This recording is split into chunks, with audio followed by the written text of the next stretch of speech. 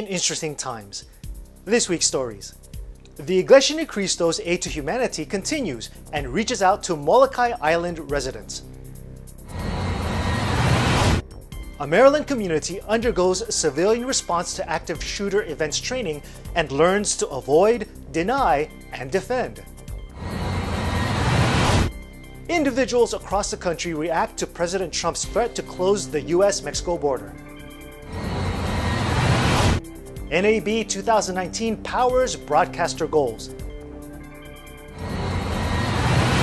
Plus, why Las Vegas is the #1 trade show destination in the country.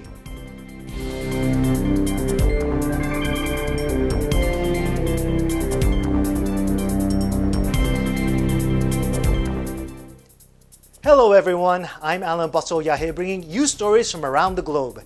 And this is Eagle News Washington, D.C. Weekend Edition.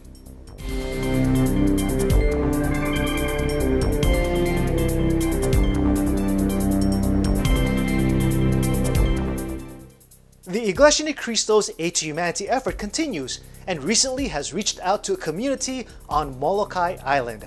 Eagle News correspondent Alfred Acenas with the details.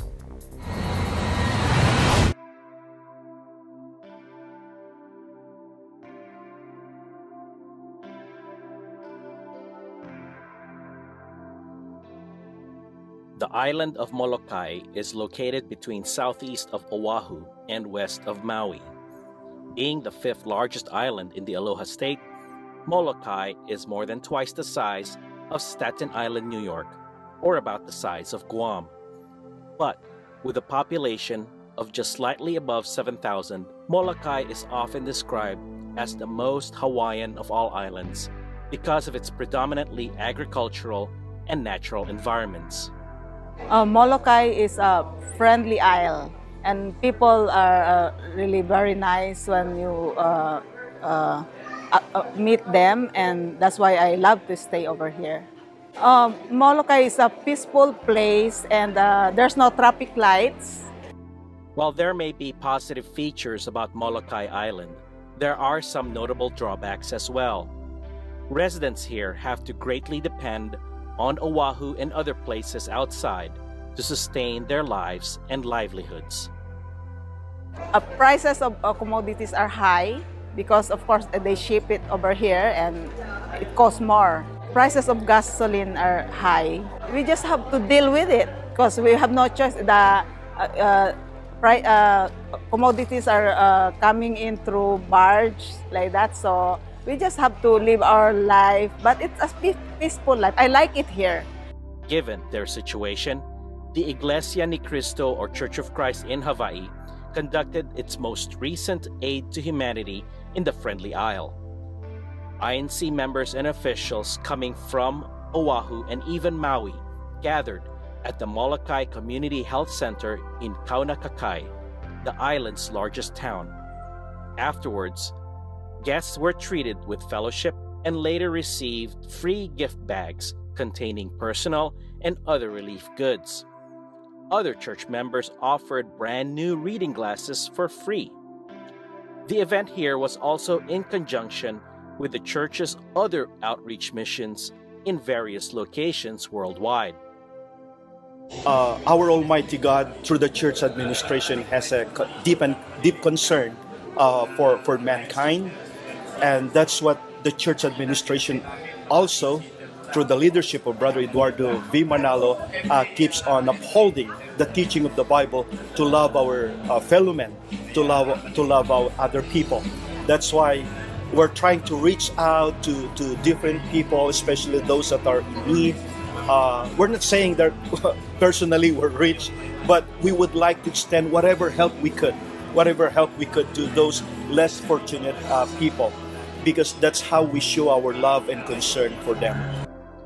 And what did Rosemary and other Molokai residents think about this charitable act by the Church of Christ? It is helpful because they gain new friendship. Oh, it's great that we get bags or gifts from Iglesia Ni Cristo. They are good help for us. On behalf of the Ecclesiastical District of Hawaii Pacific, we thank our beloved Executive Minister for allowing us to have our activity today in this island of Molokai. We just had our Lingap Pamamahayag or Aid to Humanity Evangelical Mission. Reporting from the island of Molokai in Hawaii, I'm Alfred Asenas, 1 with 25. Thanks, Alfred. Coming up, a Maryland community undergoes civilian response to active shooter events training and learns to avoid, deny, and defend. Individuals across the country react to President Trump's threat to close the U.S.-Mexico border. Eagle News Washington, D.C. Weekend Edition. We'll be right back.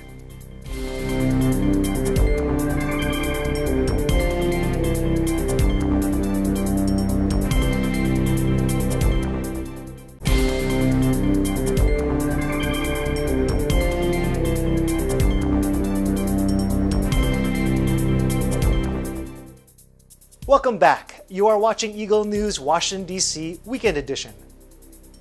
In response to recent mass killings that have terrorized people around the world, communities across the U.S. are coming together seeking to educate themselves on how to respond if caught in such a situation. In Maryland, community members from different cities joined a civilian response to active shooter events training and learned what it means to avoid, deny, and defend. Washington, D.C. correspondent Chai Masaga reports. Parkland, Florida and Christchurch, New Zealand, places of two recent mass shootings that dominated the headlines. Authorities say that these tragedies can be averted with community involvement and neighborhood trainings to help people prepare for the worst. And this preparedness could mean the difference between losing lives and saving them. This is a very sensitive yet needed piece of instruction. So CRAZE is a class that we teach to citizens in an effort to educate them on how to respond to an active shooter situation. So we've been doing active shooter presentations for a couple of years now. We've adopted the CRAZE program because Montgomery County Police and our allied agencies use this program to teach to the county schools and to other organizations. So in an effort to be uniformed and teaching the same thing, we went with CRAZE. We've gotten a lot of requests for it from nonprofits, from businesses, private industry, to community groups, to our place of worship. So we're out as much as we can educating people. And then we do also do some scenarios with some groups if the time allows and things like that. Our request for more places of worship has increased more due to other places. The nonprofit organizations and the business organizations has increased as well, and we're doing those more as a group effort in multiple agencies versus where like we come to a specific place of worship and it's just that congregation. So these violence that are occurring more and more, even though we've been out talking to people, a lot of it has been stopped because people are trained, because other people are acting on part of that. But unfortunately, as we've said before in presentations, the shooter there's no specific kind of profile of the shooter. So we can't prepare for every single incident, but we can prepare on how do we prepare for that situation at that time. So avoid, deny, and deter. So avoid, you want to avoid the situation. You want to try to get away, run away from it if you can. Deny, you want to deny entry. You don't want the person coming into the room. You don't want the person coming towards you. And then, to defend. You want to defend yourself in any means possible. We've seen this occur in schools in all age groups. We've seen this occur in malls, in movie theaters, at concert venues, and those have reached out to all ages. So there's not really a specific age group that we're reaching out to. We want everybody informed. In the past few years, we've seen an escalation in active shooter events across the nation, and an effort to make sure that our citizens are aware of what to do during that situation, along with what to expect. Not just what to do in that situation. After an incident occurs, what's the community supposed to do? How do we get together and build from that, and move on? Every day, you hear about incidents that occur, not here just in the nation, but international. It breaks my heart because to hear that somebody has gone to that extent, a lot of times it's somebody who suffered some kind of mental illness or suffered some kind of tragedy in their life, and there was no way for them to find an outlet to get that out. So not just talking about active shooter preparation, but how do we help each other build? How do you go out and help your fellow individuals in finding a way to let that stress out is another push that we try to do. So we work a lot with our youth engagement teams. We work with Explorer programs, cadet programs, our youth centers, and letting them know that, hey, when you get stressed in life, there's other outlets to do. There's activities, there's talks, there's people to help you. We just attended today our CRACE training, or Civilian Response to Active Shooter event, so that we could be prepared for, God forbid, any eventuality, to be able to react to whatever might happen in our life. We don't know exactly the events that could happen in our life. And active shooter events are quite common, unfortunately. There's events that happen in the schools, happen at the faith-based centers. There's that workplace.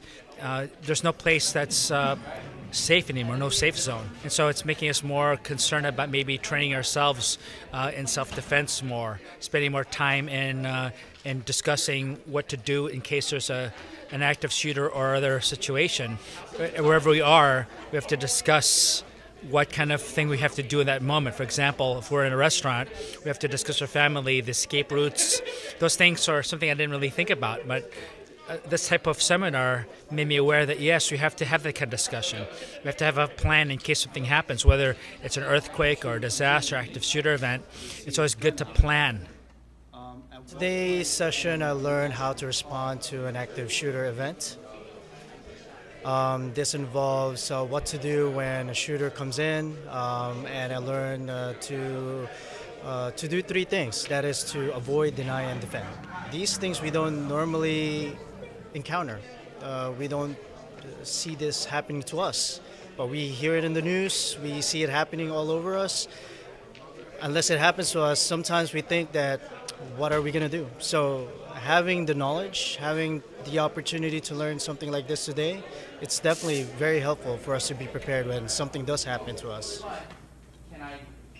Actually, I have to go home and start practicing with my kids, especially when we go to the church, when we go outside to restaurants or any other places. We have to, before getting into the store or to any restaurants, or especially to worship service, we gotta let them know how we have to prevent of getting hurt. If somebody gets a gun and somebody screams a gun, I have to start doing the process with them.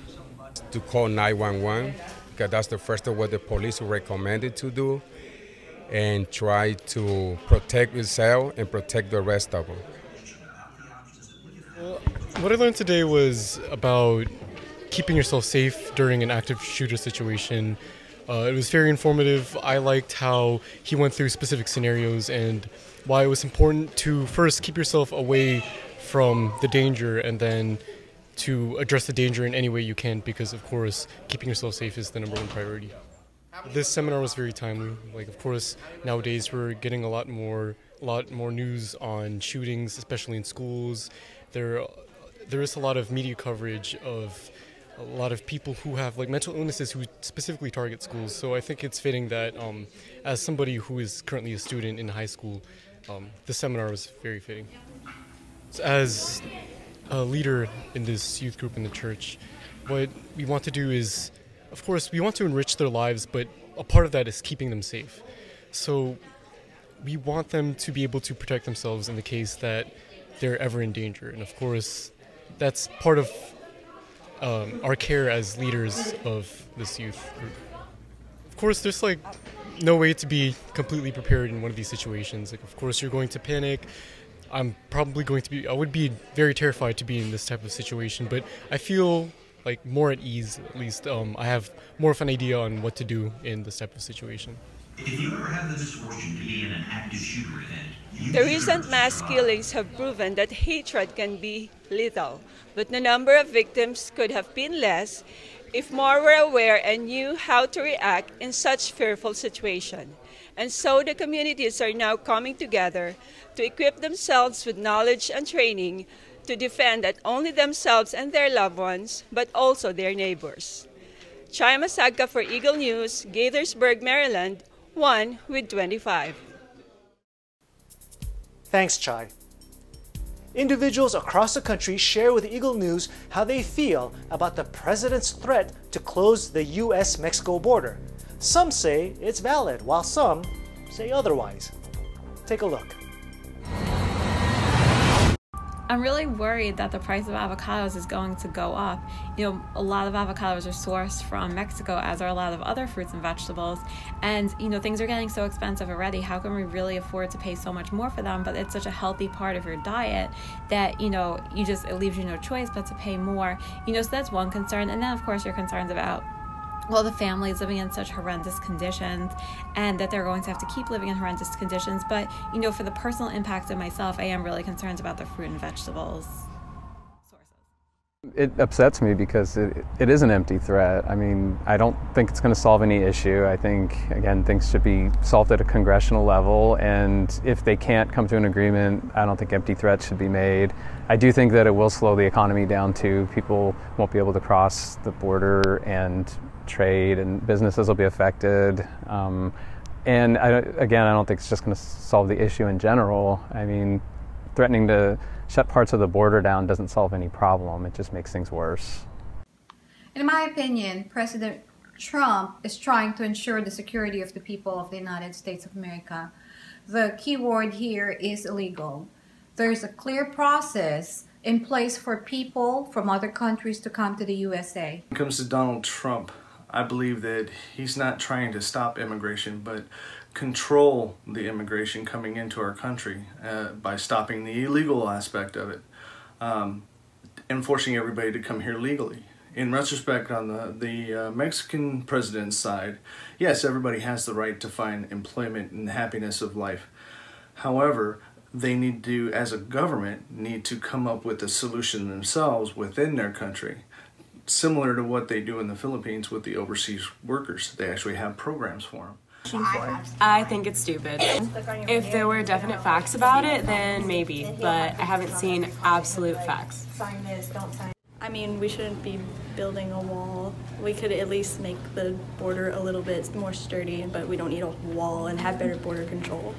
All right, so basically I think it's racist dog whistle politics. If it's within good reason, as in like he were building it to actually prevent people from illegally coming over, then I guess that's good. But at the same time, like if it's really just to prevent anybody from coming over, then of course that's problematic. I know that he's trying to build a wall, making other people's pay for it to keep illegal, like bad people, immigrants out. And I just feel like he's prioritizing the wrong things. Instead of a wall, he could be prioritizing like other schools or education, or he could be like focusing on like the crimes and like how to prevent it, instead of like preventing like hopeful immigrants that could benefit our country into coming here. I mean, honestly, it doesn't really bother me. You know, I'm not biased. You know, I'm Hispanic. You know, I'm not going to be biased towards, you know, other Hispanics online. You know, it doesn't really bother me. If he thinks is right for the country, just right for the world, you know, just go for it, you know. It's a waste of money because the wall, people are always going to find a way around it, whether, you know, it's digging tunnels under it, overstaying visas, which is about half of illegal immigrants nowadays, or getting on a boat and going around. So I think that people who support it don't realize that there's a lot of ways to get around it, and it's going to be ultimately not successful as they expect. I feel like it's a very stupid idea due to the fact that I feel like with a lot of Hispanics, being a Hispanic myself, yeah, we do come over here looking for jobs and stuff like that, but we also help out a lot of Americans, and we do contribute to the USA, you know, economy. I think it's an interesting proposal. I think it's more of a gesture than anything else. He just kind of wants something big and flashy to show like what he's done, basically. If it actually works and lessens that, I think it's a really big part. I know in Texas, human trafficking is a really big problem, and so is drugs. So if they could all lower it, I think it would be worth at least a little bit of its price. I'm pretty indifferent to it. It's not, I don't really think it's a good or a bad thing, but such is life. So if it's gonna happen, cool. If not, you know, whatever. When we come back, NAB 2019 powers broadcaster goals. And why Las Vegas is the #1 trade show destination in the country. Eagle News Washington, D.C. Weekend Edition will return shortly.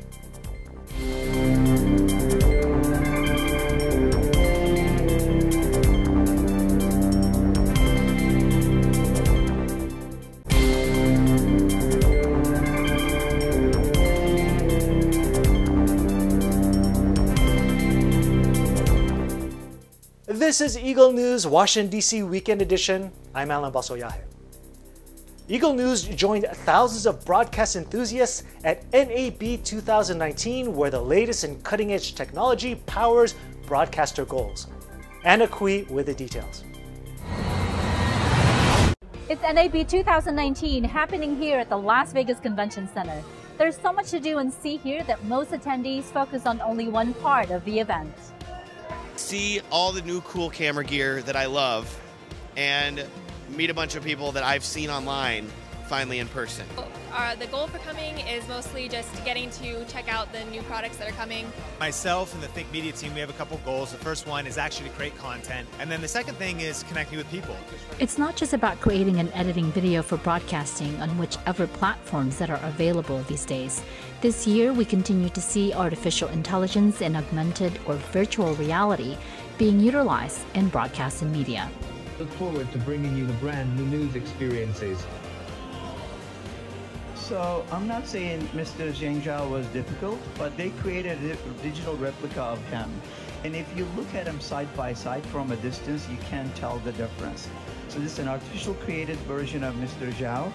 And the benefit of it is that you have a persona that can continually tell you the news 24/7. Esports made its debut at NAB show this year, offering premium entertainment with high-end gaming consoles and PCs. They're not here just to show off these gears these gamers only dream of, but also to hold actual tournaments. Esports is a growing industry at a tremendous rate and has created a new revenue stream for the broadcast industry. Yes, it is the first time that NAB show has done esports at their conference, which NAB shows have been going on for a long time. I think it's long overdue as esports keeps growing, and as you see, it's been a very good turnout the last 3 days, and we've been very happy about everything. And right now we're participating and playing a live tournament right behind us, live on stream, being broadcasted on twitch.tv/NAB Show Esports. I think the goal is our industry is broadcasted everywhere, right? So I think the goal is to let your exhibitors know that esports is here and has a need for what you guys do.